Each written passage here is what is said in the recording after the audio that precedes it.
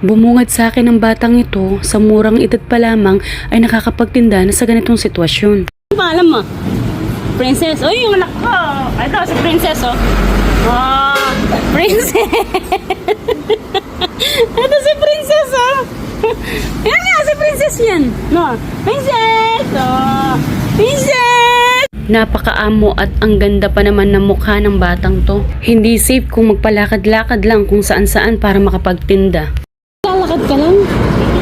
Wawa ka naman. Bakit ka naglalakad? Ha? Gusto mo sa akin ka na lang? Ha? Tumira ka na lang sa akin? Gusto mo? Ha? Ayaw mo? Ha? Hindi ka na magtitinda? Gusto mo? Nag-aaral ka na lang. Hindi ka ba nag-aaral? Hindi ka nag-aaral? Ba't di ka nag-aaral? Hindi ka nahabol? Eh, next year mag-aaral ka na. Sa bypass pa sa bata, umuwi ngayon yan eh. Sa bypass. Sa bypass ka umuwi? Bypass?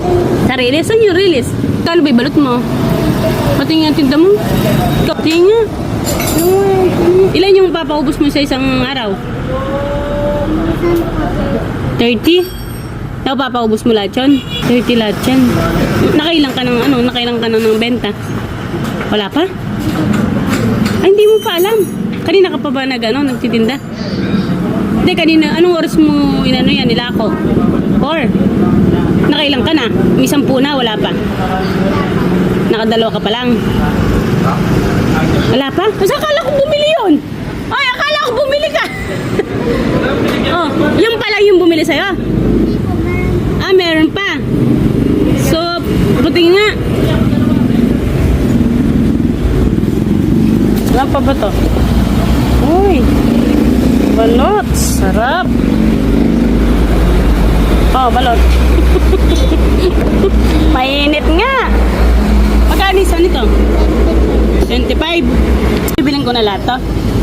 Suma? Para umuwi ka na. Tapos, uuwi ka, maglalakad. Ba't ka maglalakad? Huwag ka na maglalakad. Bilangin mo, ilan to? Ayun.